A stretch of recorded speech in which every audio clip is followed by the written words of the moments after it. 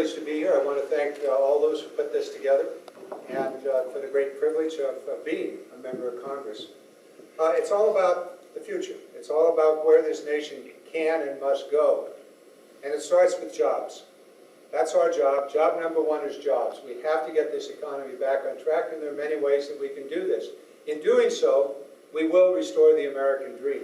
I know that my grandparents, when they came here from Spain, thought this was a great country, and they worked hard to provide the opportunity for my father.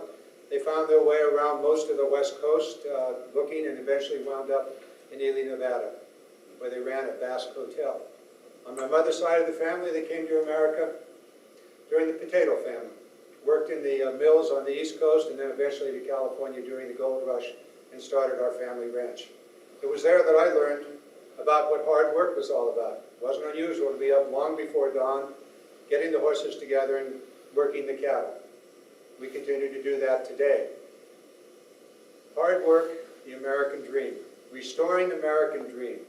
There are many ways of doing this, but essentially it begins with the job.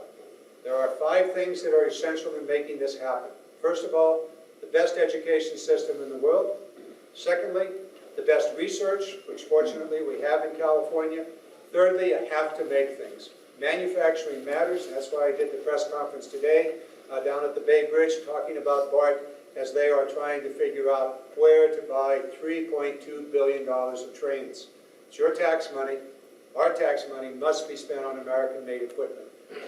And moving beyond that, we need national security. We have to have the very best, the very fastest, the very most mobile, lethal, and wise military in the world. Serving on the House Armed Services Committee gives me an opportunity to look to Travis Air Force Base and say, this is really, really important.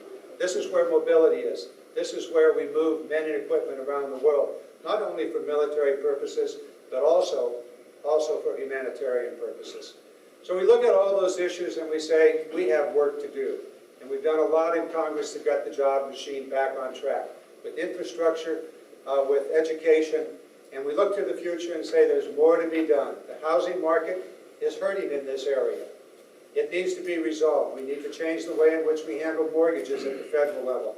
We need also to make sure that the money is available from the banks and that they make wise and successful loans. And regulation is important of the financial industry. Tax policy is equally important.